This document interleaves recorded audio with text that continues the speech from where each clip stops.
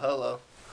This is my video for The World is Flat, pages 607 to 635, I believe it was.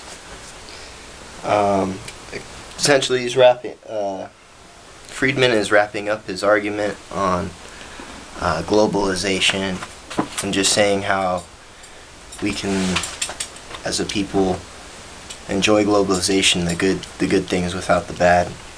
He brings up the fact of 9/11 and how 9/11 and November 9th, 11/9, were both very significant dates in globalization, for the main reason that they both had to do with people's imaginations.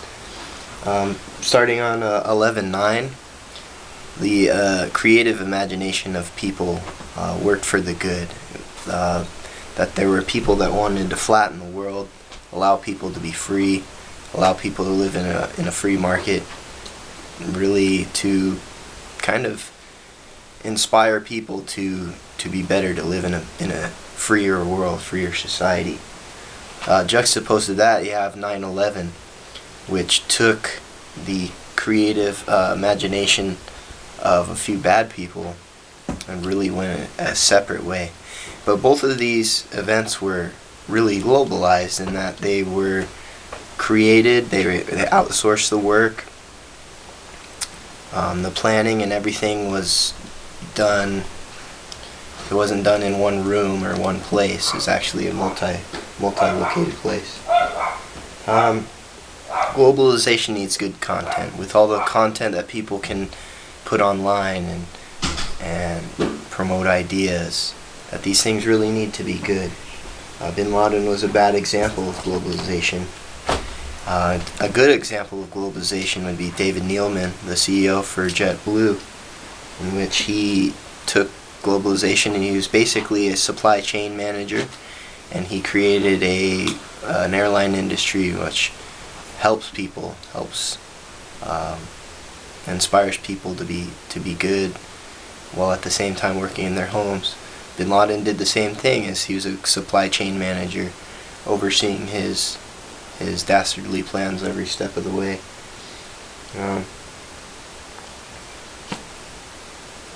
Some good communities with the right context, that live in the right context, that live for the future without looking back into the past. Those are really the progressive societies that we want, that globalization should spawn. And some communities we read about was one of eBay, and it has a system where people can rank one another if they do business with one another, so that there's a personal accountability within that community, that everybody wants to be a good trader with one another because they know they all belong to one community. Another one would be India. That there's many Muslims in India, but none of them have been known to join Al-Qaeda or any terrorist network, because they live in a free, open society, a democratic one, where they really don't have leaders that focus them on the past, but rather prepare them for the future and inspire them for good. Really, the places around the Middle East, they've been kind of cursed with their natural resources, their oils, that when there's a select few people within a country that get control of those resources, they just abuse them, so that you have a very few amount of people that are making a lot of money. They have no hope to change anything because they like the way things are, and so that really negatively influences the society. But really, essentially, the whole part of this reading was about inspiring people to be better.